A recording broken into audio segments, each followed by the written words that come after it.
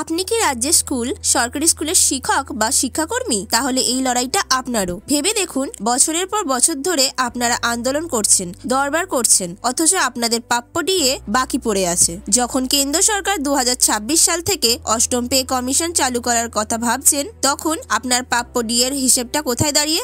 সরকার আপনাদের জন্য 2024 এবং 2025 সালে মোট 20% ডিএ বৃদ্ধির ঘোষণা করেছিল। আজ আমাদের সরকার আর কেন্দ্রীয় সরকারের কর্মীদের ডিএ বা মহার্ঘ ভাতার ফারাক 40% কাছাকাছি। কিন্তু এই ডিএর ফারাক তৈরি হলো কেন? হঠাৎ এমন কি ঘটলো যে সুপ্রিম কোর্ট পর্যন্ত এই বিষয়ে মাথা গলাতে বাধ্য হলো? আর আপনার বকেয়া ডিএর জন্য সরকার হঠাৎ করে 10,000 কোটি টাকা কোথা থেকে মেটানোর কথা বলছে? আজকের ভিডিওতে আমরা সরাসরি কথা বলবো রাজ্যের সেই শিক্ষক ও কর্মচারীদের নিয়ে, যাদের দীর্ঘ অপেক্ষার পর এই মাসে ডিএ বাড়ানোর সুখবর এলো, কিন্তু তাতেও রয়ে গেল চরম অসন্তোষের ছাপ। এই বিপুল পার্থক্যের ফলেই কর্মচারীরা শেষ পর্যন্ত আদালতের দ্বারস্থ হন। দীর্ঘদিন ধরে এই মামলা স্টেট অ্যাডমিনিস্ট্রেটিভ ট্রাইব্যুনাল অর্থাৎ SAT এবং কলকাতা হাইকোর্ট হয়ে সুপ্রিম কোর্ট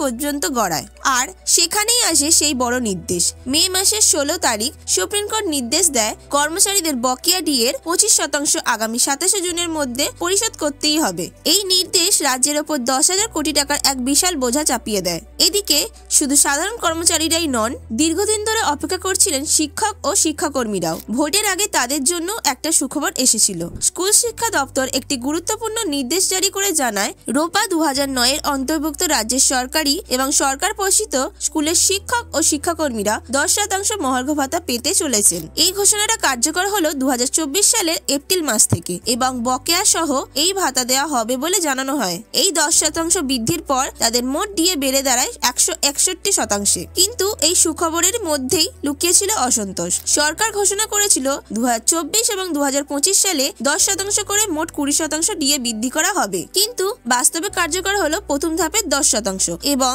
2025 সালের এপ্রিল থেকে প্রাপ্য বাকি 10% এখনো বাকি থেকে গেল।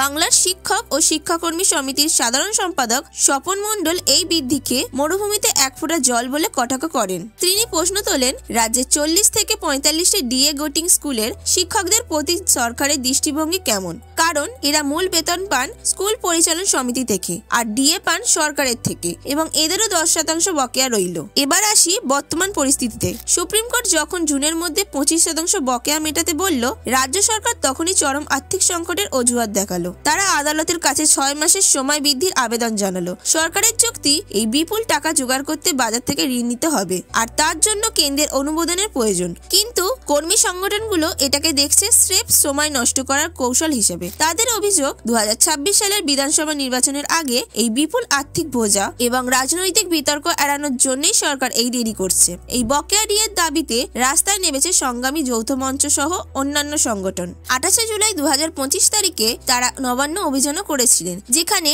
ডিএ সহ শিক্ষক নিয়োগ দুর্নীতির ফলে বরখাস্ত হওয়া শিক্ষকদের চাকরি ফিরিয়ে দেওয়ার দাবিও তোলা হয়। হাইকোর্ট অবশ্য জানিয়ে দিয়েছে, এই প্রতিবাদের ফলে যদি সাধারণ মানুষের ব্যবসা বা দৈনন্দিন কাজে কোনো বাধা আসে, তাহলে কঠোর আইনি ব্যবস্থা নেওয়া হবে। সবচেয়ে বড় চাপ আসছে 2026 সাল থেকে, কারণ সেই বছর কেন্দ্রীয় সরকারের অষ্টম পে কমিশন কার্যকর হওয়ার কথা। তখন কেন্দ্রীয় কর্মীদের ডিএ প্রায় 70% পৌঁছে যাবে এবং তা মূল বেতনের সঙ্গে মিশে নতুন উচ্চতর বেতন কাঠামো তৈরি করবে। তখন যদি রাজ্য এই ডিএ বৈষম্য দূর করতে না পারে, তাহলে সেই ফারাক আরো কয়েক গুণ বেড়ে যাবে। সুপ্রিম কোর্ট কি সময় বৃদ্ধির আবেদন মঞ্জুর করবে, নাকি 10,000 কোটি টাকার বোঝা দ্রুত মেটানোর নির্দেশ দেবে? এই রায়ের ওপরে নির্ভর করছে লক্ষ লক্ষ সরকারি কর্মচারীর ভবিষ্যৎ। এই রায় বেরোনোর পরই তাহলে দেখা যাক কর্মচারীরা তাদের প্রাপ্য ডিএ পায় কিনা। এই বিষয়ে আপনাদের কি মতামত তা অবশ্যই কমেন্ট বক্সে জানাতে ভুলবেন না। আজকের ভিডিওটি যদি ভালো লেগে থাকে তাহলে অবশ্যই একটি লাইক করে দেবেন এবং বন্ধুদের সাথে শেয়ার করে দেবেন। আর আমাদের চ্যানেলে যদি নতুন হয়ে থাকেন তাহলে চ্যানেলটিকে অবশ্যই সাবস্ক্রাইব করে রাখবেন। আজকের মতো তাহলে এতটুকুই। ফিরে আসবো আবার নতুন কোনো ভিডিও নিয়ে। ততদিনের জন্য ভালো থাকবেন, সুস্থ থাকবেন। ধন্যবাদ।